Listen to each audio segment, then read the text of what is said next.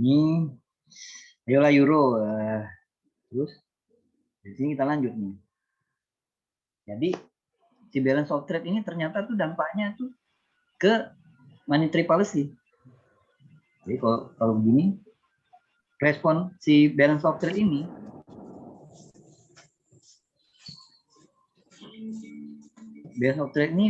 bisa mengarahkan ke suku bunga.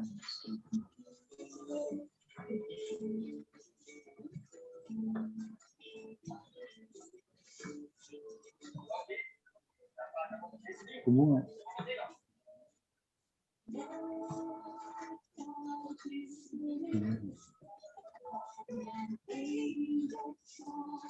Kan saat dia lagi surplus,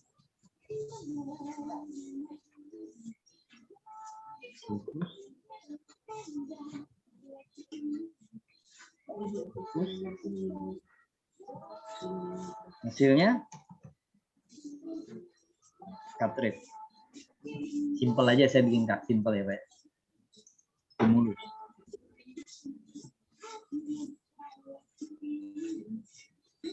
Cepat. Kemudian saat dia lagi defisit, high rate.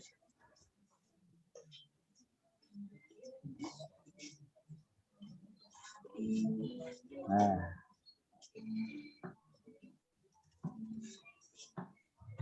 ini yang balance of trade. Ini saya suka bilang balance of trade ini akar dari trading forex yang kita lakukan, karena dia mendasari dari kebutuhan akan. Goldnya kenapa Pak? Goldnya sih enggak. Enggak, itu tadi enggak. Ayo euro, come on. Ayo euro. Nah, itu seram Pak. Itu seram Pak. Itu seram. Saya tadi ragu-ragu karena apa ya, tadi saya ragu-ragu memang di sini tadi. Kalau ragu tinggal gitu Pak. Ya, nggak diambil. Ayo, mantap. Ayo euro. Ayo euro, come on. Wih, ponnya nggak naik.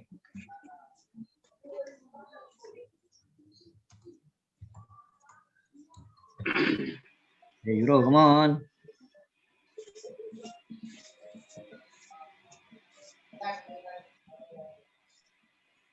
Iya, emang euro. Ini kita cari-cari 10% aja nih.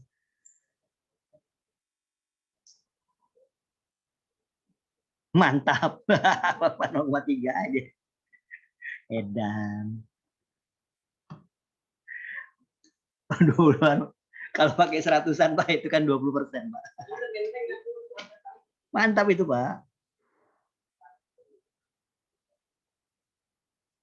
Harus disyukuri itu Pak. Alhamdulillah banget. Kayak ini 2% nih kan. Lumayan 2% gitu.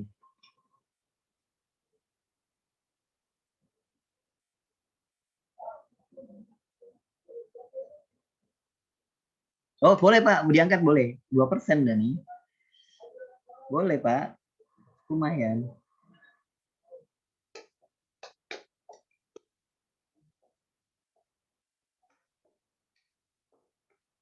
Jadi kita mulai dari yang dari equity kecil banget nih.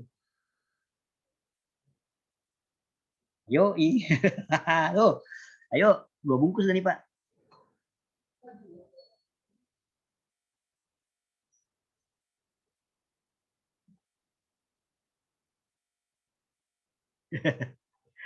Buset, yang 0,5 malah. Ayo, come on.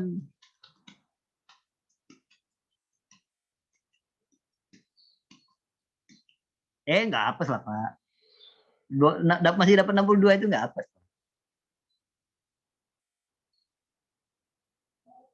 Boleh lah ya, ini kita keluar lah ya 23 ini lumayan lah kita keluar ya. One shoot-nya berhasil. Kita siap cari lagi, tarik nafas dulu. Kita tarik nafas dulu, Bul. Mau breakout dia. Menit 49.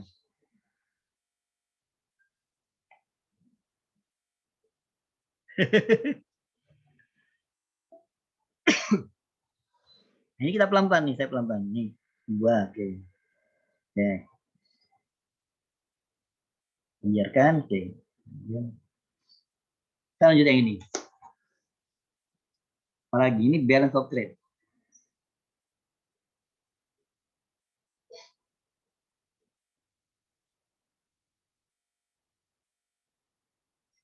Kalau boleh bilang sih semua data itu ujung-ujungnya larinya ke ini, ke suku bunga.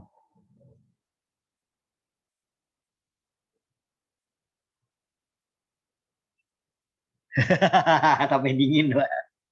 Terus di Lamongan tuh, Pak.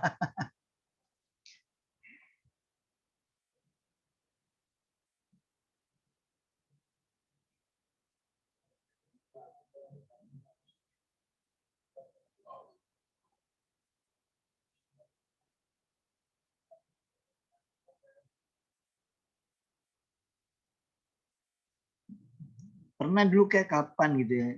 Lagi begini nih, Pak. Ini kan terus dia breakout. Bukan breakout. Menit 2 menit. Nah, ini kan berarti kalau gini menit 49-nya tuh waktu itu. Waktu itu tuh menit 49-nya tuh udah bagus dia, Pak. 4900 gitu ya, Pak. 4900 itu dia begini. Kali 4959 dia ke sini, Pak. Langsung dia berubah warna. Saya pernah tuh gitu. Waduh, kusut. Tapi jarang kejadian gitu sih, sebenarnya jarang.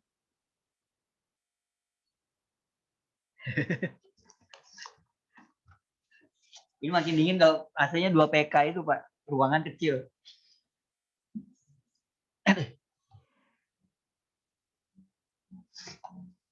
Oke.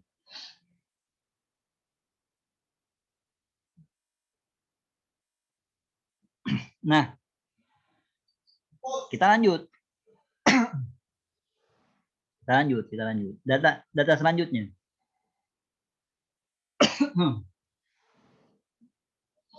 Data selanjutnya ini data favorit saya. Kelompok gitu ya. Ini datanya berkelompok. Itu tentang langsung ini PMI. Yes.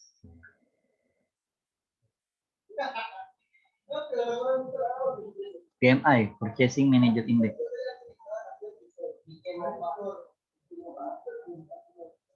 Ini PMI. Purchasing Manager Index atau PMI.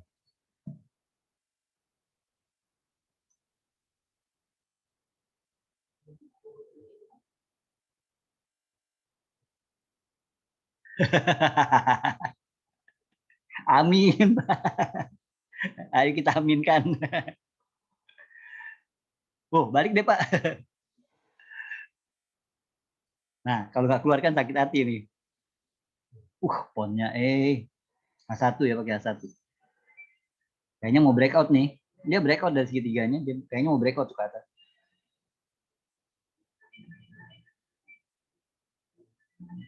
Sedap. Iya, Pak. Oh, kita dapat fee, Pak. Biaya denger, Pak, biaya denger. Kan jadi ini, jadi apa? Biaya komisi pendengaran gitu ya, Pak ya. Ini kalau breakout ya 2 menit 59. Karena penjualan terjadi di saat lagi trading bareng gitu.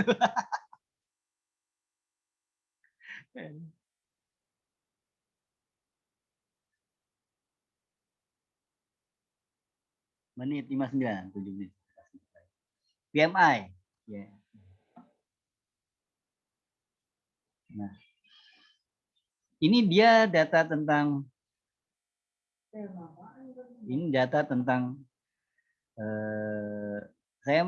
saya biar gampang ngafalnya gitu, saya sebut ini sebagai data yang kasih informasi mengenai gairah bisnis.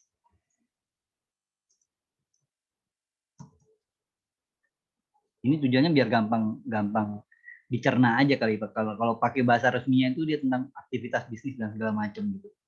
Cuma kadang-kadang kalau kita baca itu malah jadi malah jadi mumet sendiri kita. Nah, bagian uniknya selanjutnya adalah karena secara historis dulunya itu, ini dulu, dia survei dilakukan oleh yang terkenal nih, oleh Market Economic di Jerman nih. Dan satu lagi ISM, Institute, ini Amerika. For Supply Management.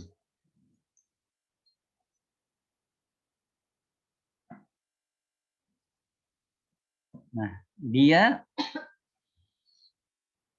di awalnya tuh dia pakai sampling 50 perusahaan besar di satu negara, khususnya Eropa dan Amerika.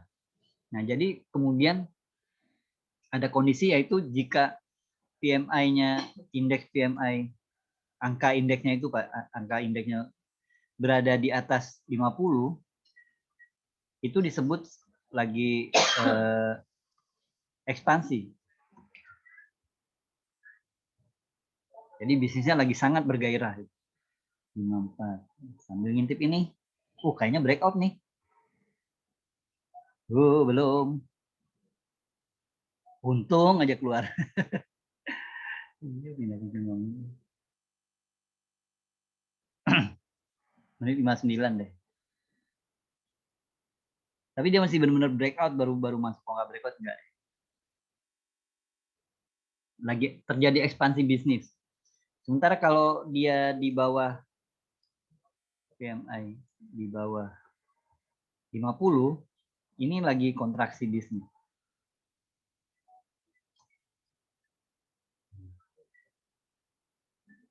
Ekspansi itu cenderung akan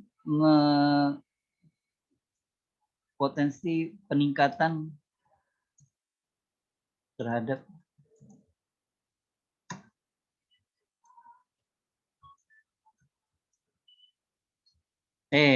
kerja baru.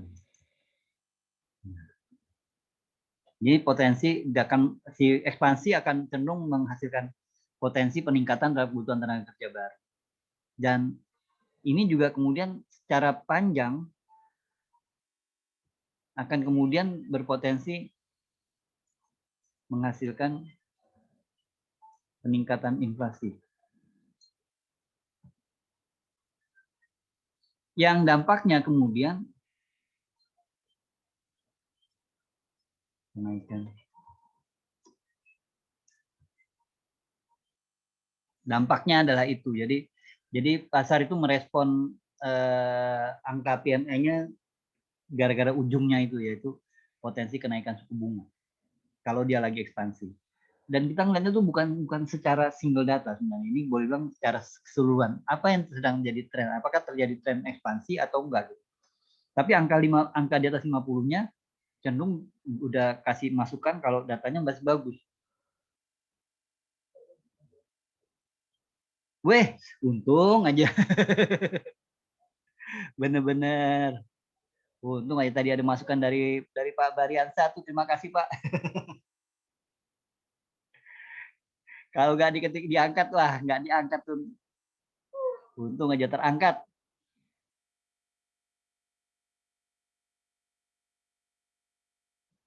Gold nih ya. Terangkat dan selamat. Oh ya, Bapak udah pakai anti loss. Mantap. Udah pakai anti loss dan kita doain profit pula tadi ya, Pak ya. Amin banget tuh, Pak. Ini belum breakout ya, tunggu menit 59 dia bisa breakout nggak? Saya zoom deh. Belum, masih di bawah. Pastikan dia breakout dia. Jadi ini kalau dia lagi ekspansi, cenderung akan begitu. Kemudian sebaliknya tentu kalau lagi kontraksi ya begitu deh. Potensi penurunan, saya copy aja nih. Ini gurunya malas ngetik. Jadi kalau lagi kontraksi, kontraksi. Ini ada potensi terhadap penurunan.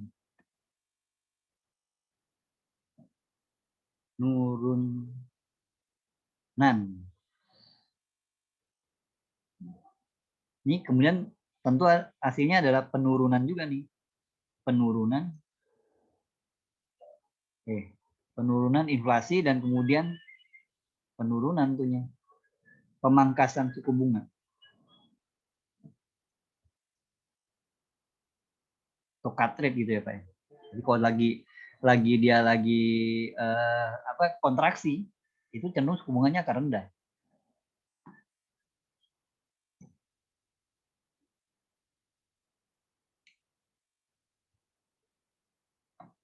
Biar rapi. Nah.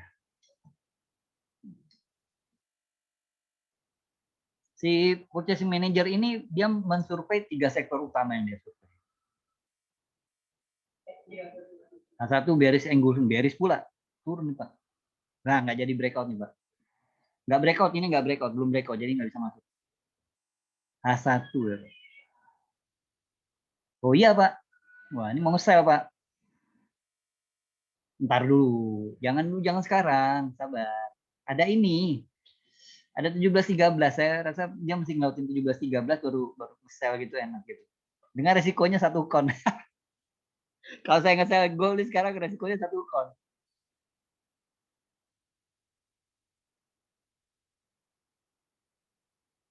Belum. Kon juga belum. Ini juga belum breakout.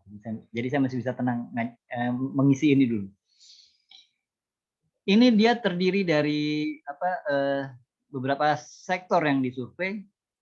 Ada sektor yang disurvei itu yang paling diperhatikan adalah manufaktur.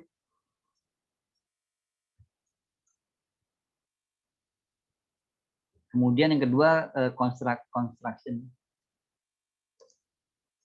Dan terakhir services jasa. Saya bikin urutan begini yang bilang yang paling high impact itu yang manufaktur. Jadi kalau rilis yang manufaktur itu dampaknya besar. Karena dia lebih diperhatikan. Kenapa lebih diperhatikan? Karena ya dia kalau manufaktur kan sektor industri yang memadukan mesin dan tenaga kerja, khususnya tenaga kerja.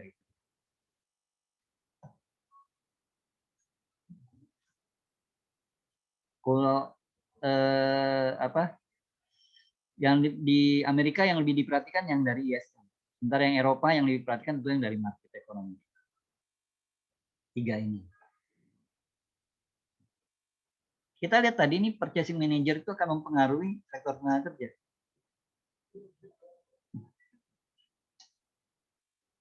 Jadi si PMI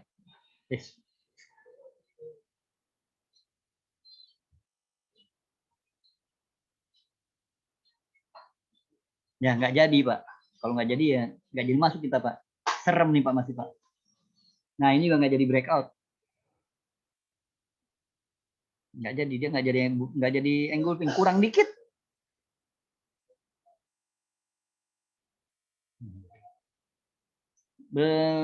Kalau spinning juga belum nih Pak. Ini masih terlalu besar untuk spinning, tapi nggak cukup nyampe engulfing.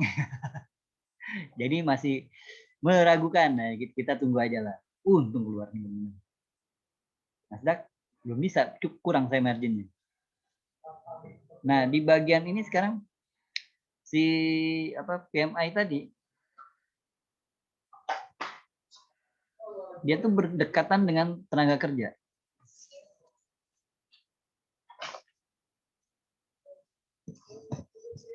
Ini berkaitan dengan tenaga kerja.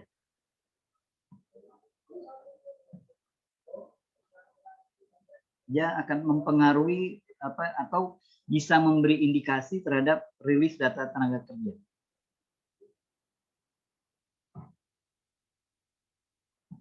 Dia bisa memberi informasi masukan mengenai rilis data tenaga kerja.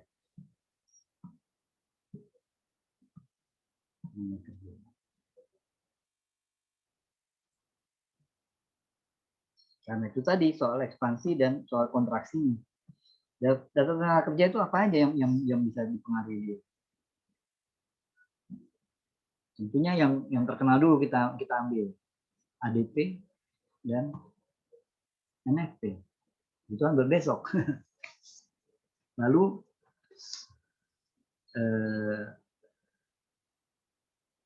jobless claim atau kalau di UK itu namanya claimant count. Ini sama, ini claimant count itu yang di UK. Kalau di Amerika disebut jobless claim.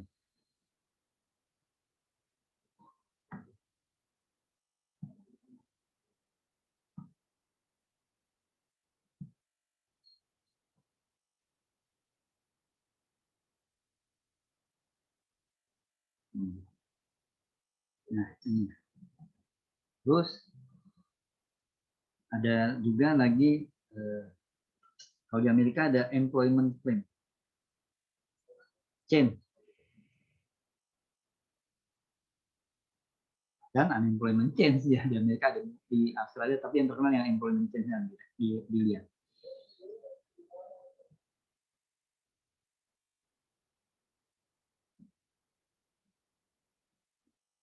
Wow, mesti bisa lewat dari 17-13.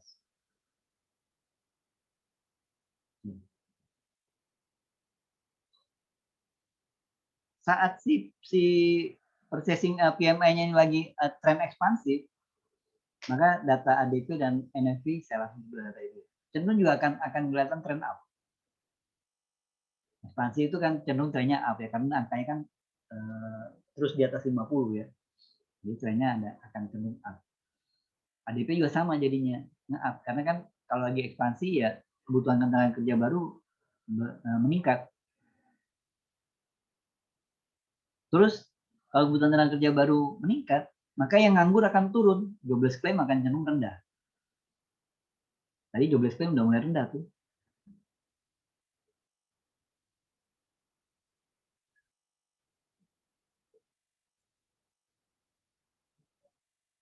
Dan tentunya jumlah pekerja akan nambah, employment change-nya akan naik. Nah, kira-kira gitu. Ini kemudian si tenaga kerja ini dia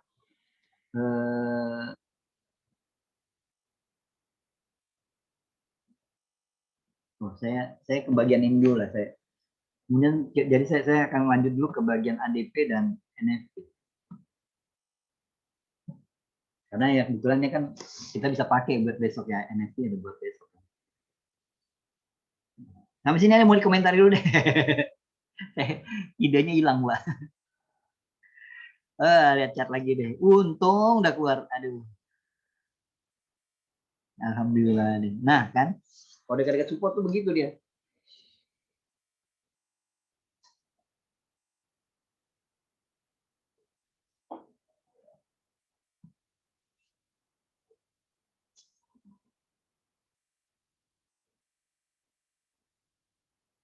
Pastinya begitu Pak. Lagi diem-diem taunya ngeklik cuk cuk cuk gitu kan.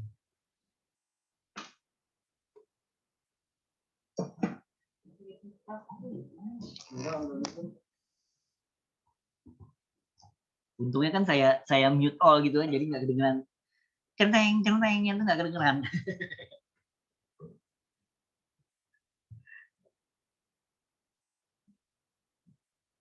Ini pindah tanya pendek lagi nih.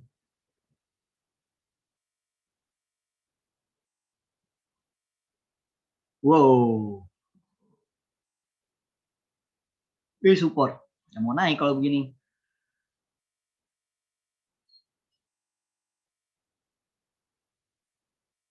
On breakout ya oke. Tapi menitnya Pak. Breakout yang ini doang Pak, yang in level yang ini nih yang saya lagi perhatikan nih dari candle 12 nih Pak. Belum dia Pak. Tapi ini cakep nih, keluar dari sini kemudian dia retest lagi.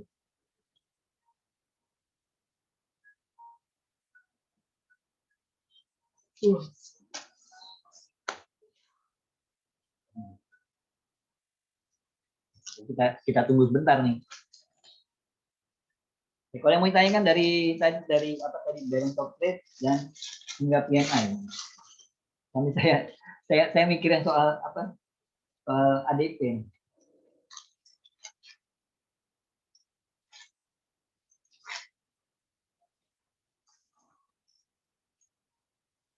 ADP dan payroll.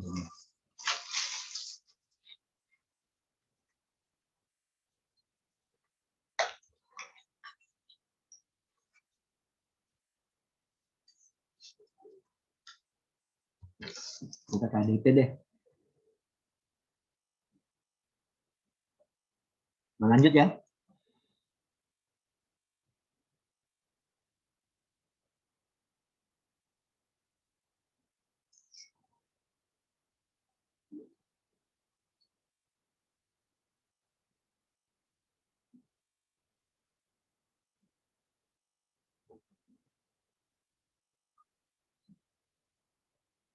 Data news apa aja yang nggak pengaruh ke Forex? Apa ya Pak? Susah juga tuh.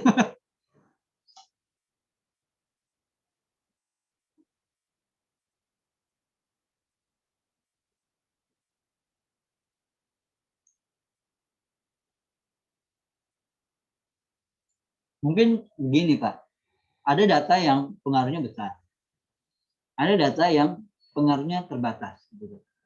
Jadi saking terbatasnya kadang-kadang nggak terlihat.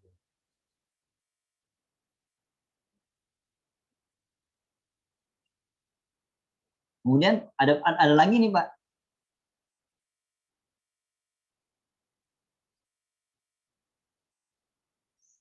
misalkan ya kita ke GBP USD.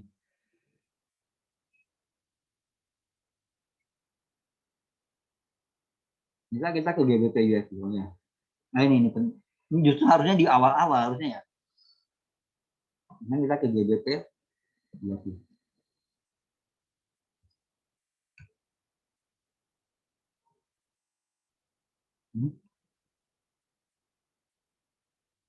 Misalkan, misal kita ke sini.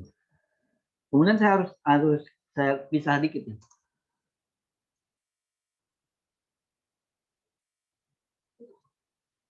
Ini apa yang mempengaruhi dia? Ini jelas dia dipengaruhi oleh GBP-nya.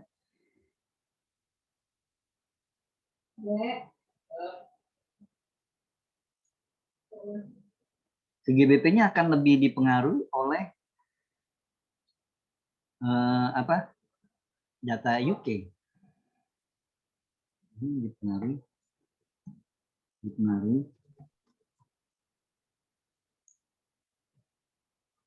kondisi ekonomi,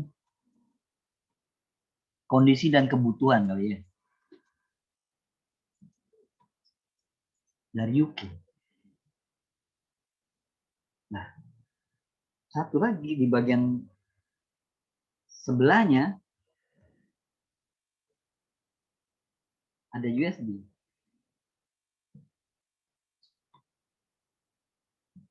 Kalau sekarang mungkin yang pengaruhnya kecil itu sektor perumahan. Yang datanya sekarang agak besar yang ada kaitannya dengan pertumbuhan ekonomi. Ini dipengaruhi oleh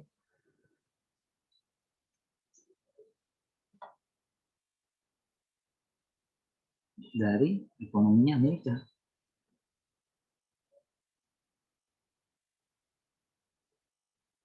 Jadi sekarang begini. Ini kalau yang direct pair, indirect pair enaknya begini. Ada dua aja. Jadi kita memperhatikan hanya ini. Kita hanya memperhatikan GBP, UK dan US. Jadi saat ada data terutama pas saat lagi datanya UK rilis, tentu GBP-nya akan bergejolak gitu ya. Kemudian saat USD-nya rilis, dia juga bisa bergejolak karena ya dia bagian dari ini.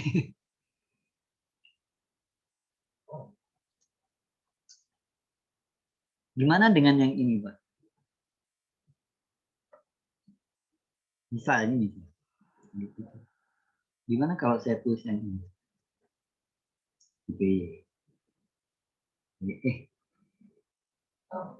Ini JPY. Ya.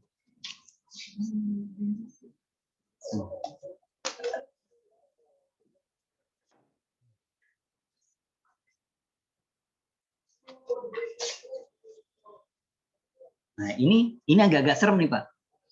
Ini agak-agak serem dan agak-agak membingungkan. Jadi di sini ini adalah faktornya GPY.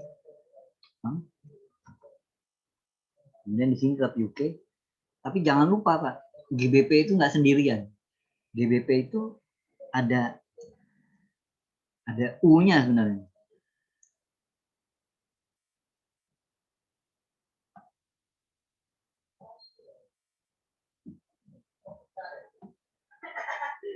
Jadi kalau kita lagi trading yang cross pair, di tengah-tengahnya itu tetap ada USD. Ini yang bikin susah pengamatan.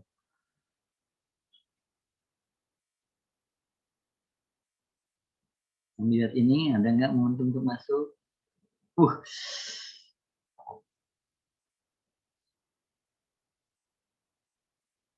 Ini dia mau coba breakout lagi ya. Dan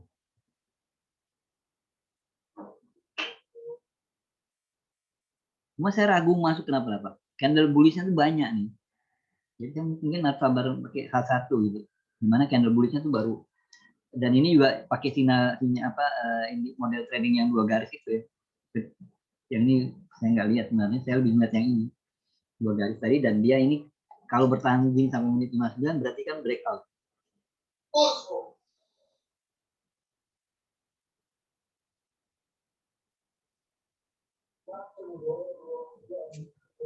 USDR nggak ada, Pak. Pemerintah kita nggak ngizinkan, Pak. Rupiah itu nggak bisa diperdagangkan secara margin. Pemerintah kita nggak ngizinkan, nggak melempar dia ke pasar gitu. Maksudnya nggak dibiarkan ditransaksikan secara terbuka gitu. Kayak ini, Pak, kayak kita tuh hampir meniru yuan, Pak, yuan. Cuma sebagian kecil aja yang bisa gitu. Kalau Indonesia sih kalau nggak salah tuh sejak yang Krismon dulu itu kita nggak, IDR tidak bisa diperdagangkan secara ini gitu ya. Ya kurang lebih gitulah, Pak, takut kena spekulasi. Sebenarnya itu bukan takut kena spekulasi sebenarnya. Sebenarnya dulu itu salahnya ya siapa sih yang membuat, memang betul yang membuat rupiah itu meroket ya. Yang dikhawatirkan kan sebenarnya bukan apa ya, melemahnya rupiah itu rupiah itu secara kalau lihat trennya memang sama kayak Dow Jones tuh, terus aja kan dia naik, dia melemah terus, sulit gitu ya. Misalnya sekarang lagi di 14.000, nanti tiba mau kembali lagi ke 9.000 tuh kayaknya tuh mission impossible gitu. Nah, cuma waktu yang Krismon itu kan mendadak gitu ya, Pak, dari yang sebelumnya tuh rupiah stabil di 1.000, naik ke 2.000, tiba-tiba dia naik ke 5.000, terus langsung 10.000, tinggi langsung. Nah, itu nggak sehat. Kita ambil kemudian langkah tegas dengan menghentikan atau melarang ya transaksi forex dari IDR. Kalau nggak salah dulu begitu.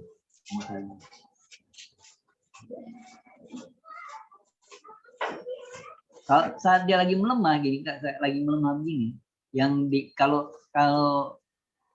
ekspor kita lagi tinggi, nggak takut, pemerintah nggak takut. Yang takut itu kalau impornya lagi tinggi. Mantap, Pak.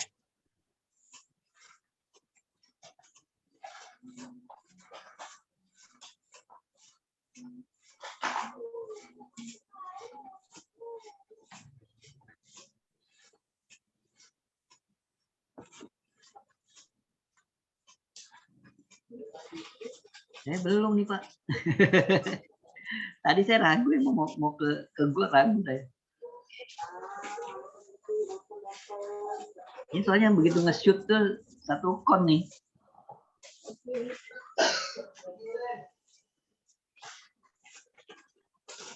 Ya, alhamdulillah banget tuh.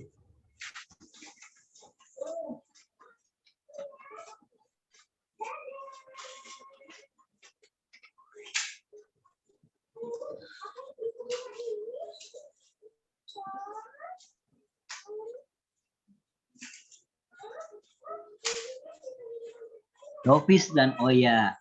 Ini bagian yang serupa. Ini kan bagian dari itu. Boleh juga, Pak. Boleh kita masukkan nih, Pak. Dovis dan Hawkis dia. Dia udah Pak Chandra tadi udah pakai kata dingin kaki tangan tadi.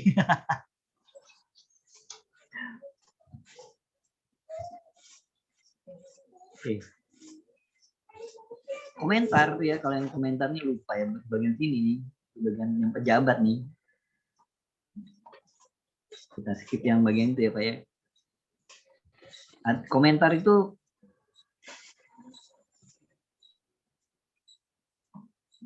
komentar.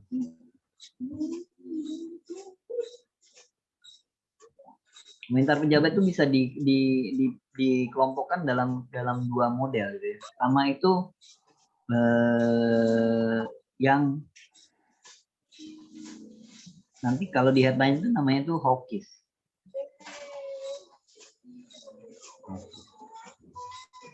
Nah, komentar gini deh. Optimisme. Komentar yang baunya tuh, yang isinya tuh optimisme terhadap kondisi ekonomi. Ini disebut sebagai hawkish. Burung elang kalau nggak salah ya, hawk ya. Nah ini dampaknya penguatan mata uang. Biasanya gitu ya. Biasanya yang terjadi adalah kalau komentarnya hawkish itu dampaknya penguatan mata uang. Sementara kalau satunya lagi, maksudnya gini Ju, satunya lagi itu dia dia kepingan dan apa? Itu ada satu tenang, terus bakwannya itu yang aku global. Satu lagi itu dia pesimis.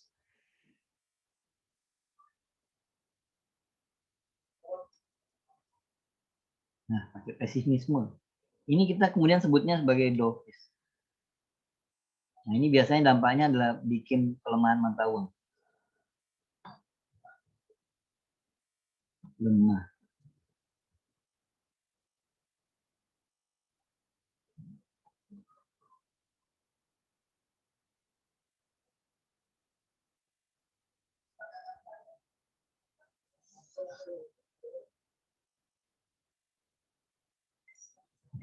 Udah pakai bawaan loh Pak.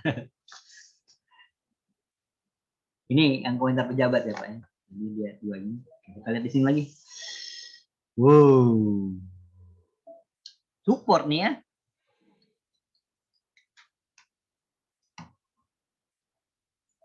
Menit 24. Sorry, menit 29.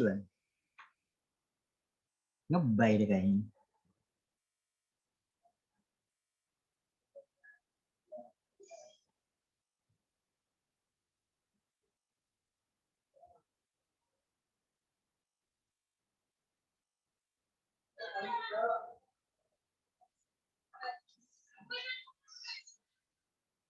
Menit 29.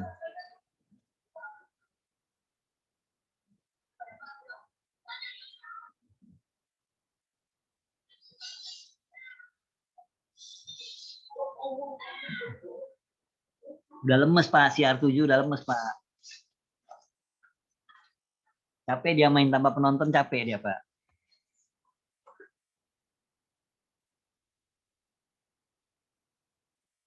Mungkin Pak, mungkin. Tapi kan ciri gold, salah satu ciri gold ya itu ya Pak ya. Stability ya Pak ya. Jadi dia cenderung kayak kalau kita sini cenderung dia tuh diem udah.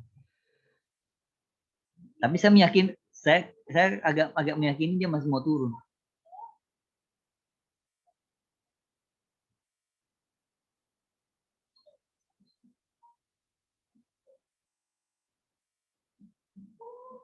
Ya kurang lebih gitulah Pak.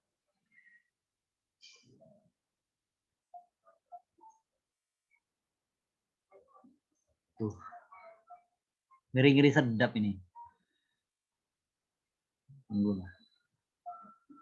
Ini 29 aja.